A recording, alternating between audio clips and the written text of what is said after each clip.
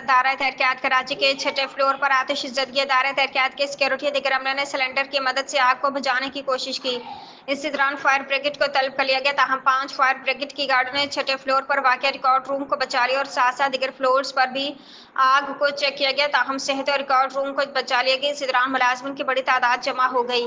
اور انہوں نے بھی اس آگ کو بچانے میں مدد کی۔ لوگوں کا کہنا تھا کہ آگ فلور پر لگے سولر سسٹم میں شارٹ سرکٹ کی وجہ سے لگی ہے، جس کے لیے سیکریٹری KDA اور دیگر افسران بالا اس سلسلے میں کوئی حکمت عملی بنائیں اور اس کو سیکیور کریں، کیونکہ اس وقت آگ پر قابو پا لیا گیا، لیکن اگر خدا نخواستہ پورا ریکارڈ جل جاتا تو ادارے کے لیے یہ بڑا نقصان اور پریشانی کا باعث بنتا۔